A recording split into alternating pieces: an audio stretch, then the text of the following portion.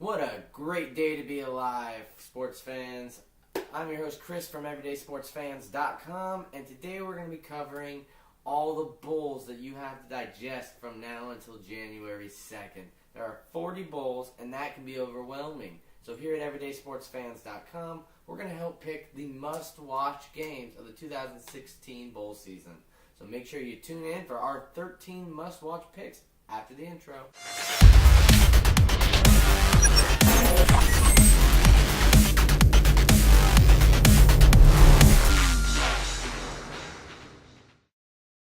Let's start this list with a disclaimer. We will not be covering any of the playoff games because those, if you're not watching those, then there's no reason to be watching a must-watch video because those are by far the most must-watch games. So no matter how this list ends, put those at 1A, A, and A. Alright, so now let's kick it off with number 13. The 13th bowl game that you must watch is going to be the New Era Pinstripe Bowl, which is pitting Pitt versus Northwestern.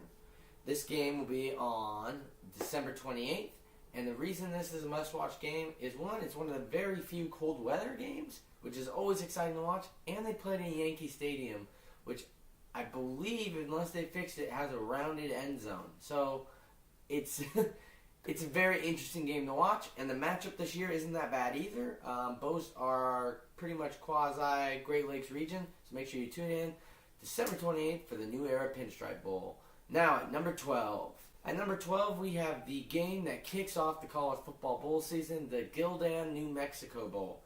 And this year, like much that I've been in the past, always seems to be a game that everyone watches because it's the first game of the bowl season, and yet somehow it comes out to be one of the more exciting games every single year. This year look for it to be no different as the hometown New Mexico Lobos face the University of Texas San Antonio Roadrunners.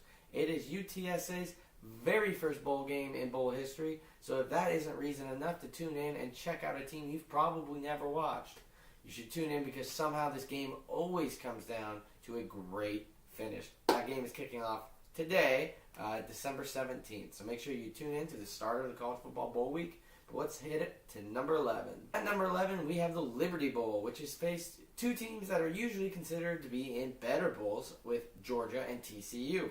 This game will be on December 28th. I think it's going to be a great matchup. Like I said, it's two teams that are usually very, very good. And, I mean, Gary Patterson is a great coach, so you know that this game is going to be a well-coached game, not a lot of mistakes. And you can see a very good Georgia quarterback play, hopefully. At number 10, we have the Bahamas Bowl, which is being played on 12/23, Christmas Eve's Eve. And that game will be against the Eastern Michigan Eagles and Old Dominion, which most of you probably didn't even know was FBS school, but they are, and they have had a wonderful season this year. And plus, it's one of those games that's almost worth watching just because of the location. Who doesn't want to watch football in Bahamas? If I was one of these two teams, how do you not sell out your allotment of tickets? I wish I was going to the Bahamas on the 23rd, but I'm not, but I will be on my couch watching it on TV, and so should you. Alright, so now we're down to single digits, and to kick off the single digits, we have the famous Idaho Potato Bowl. As the name says, it's famous. No, it's not, but it's played on the Broncos' blue turf, which is always exciting for some people to watch. And you have the Idaho Vandals taking on the Colorado State Rams. That game will be December 22nd. It might be Idaho's last bowl game ever, as after next season they will be joining the FCS ranks. So you might be able to tune in.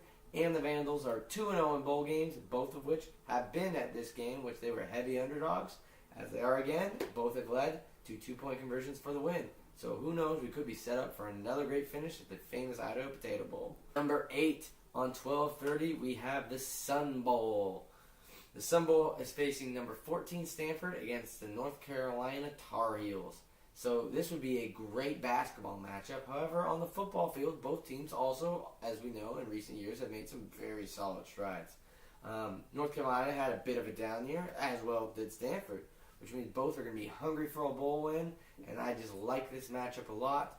So that's why the Sun Bowl made number 8 on the list. At number 7, we have another game that's part of the kickoff Saturday of college football. It's the Camellia Bowl with Appalachian State versus Toledo of the MAC.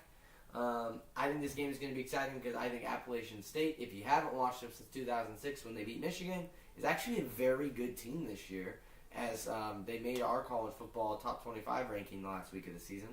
And Toledo, out of the MAC teams always cause problems in the bowl season. They are a very underrated division or conference, and so I think this one is pitting a very good team that plays in the Sun Belt that's been underrated versus everyone in the MAC's kind of fallen second radar to Western Michigan. I think Toledo is one of the top of the MAC that you probably haven't heard about this year, so give them your eyes. At number 6, we have the Applicator Bowl being played on December 28th. That's also one that's facing traditionally great teams against each other. This year is Texas A&M against Kansas State. I mean, just tune in because Snyder is the man. Do I need to say more? And then Gilman. I mean, this is an old Big 12 conference game. There's going to be some bad blood in this one. Now we're getting into the good games, the top 5. And to kick off the top 5, we have the Orange Bowl facing Michigan against Florida State. And I know what a lot of people are saying is Michigan should already be in the college football playoff. How is this game not ranked higher?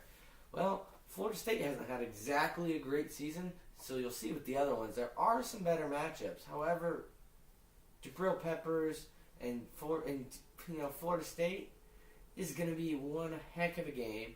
And I mean, number 5 is right where I think it should be. At number 4, we have the former BCS Bowl, the Sugar Bowl. We'll have number 14 Auburn against number 7 Oklahoma. This game will be played on January 2nd, as no games will be played on January 1st due to it being a Sunday.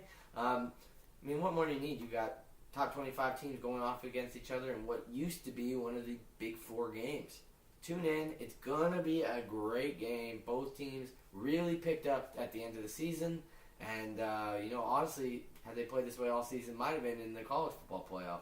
So view this as like, if there was such thing as a play-in game, this would have a very good shot of being one of the play-in matchups. So make sure you tune in.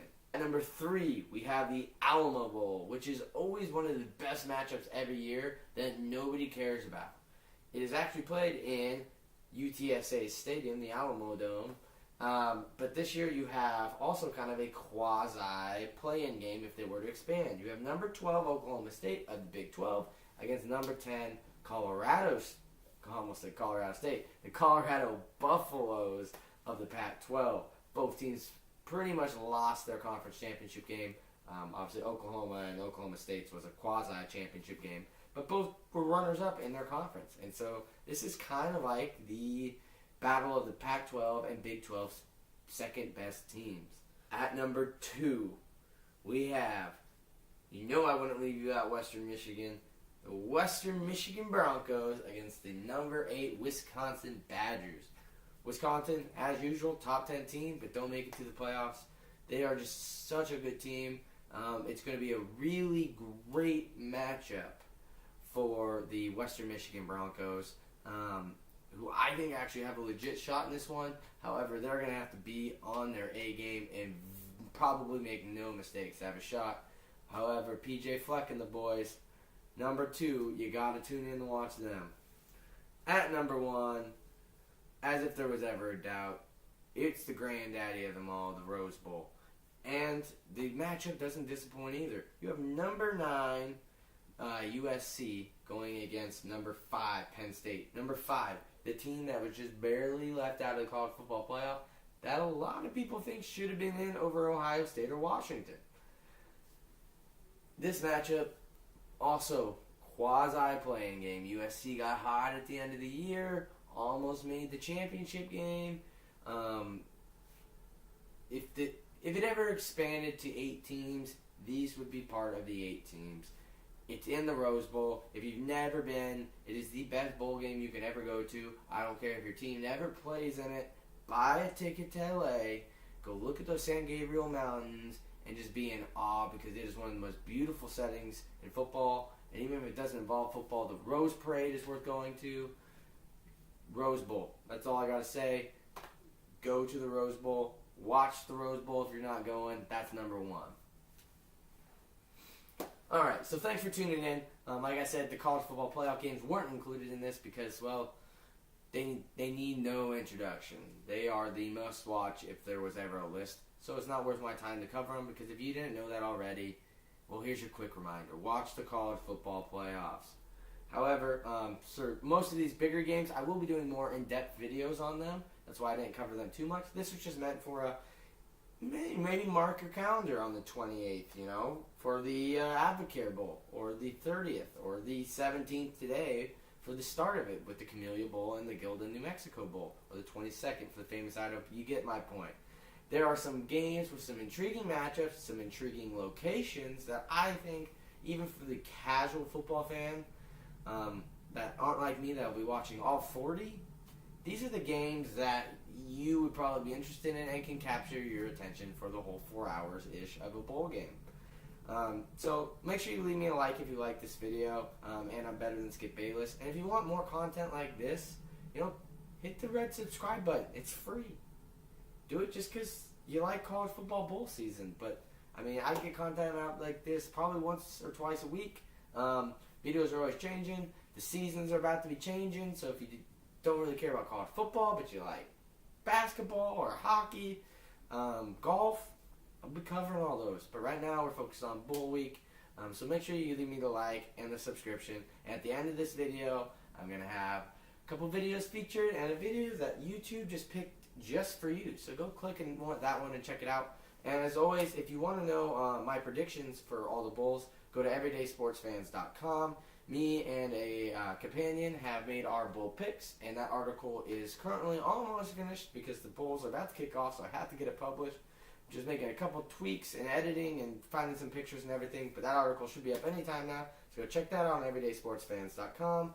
I'm tired of ranting at you and stealing all your time while you could be watching some college football bowl games, because I know there's one on right now. There is. I know. Go to ESPN, Fox, or online somewhere there's a college football bowl game on, and if not, the FCS playoffs. But until next time, go watch some college football, guys, and enjoy yourselves.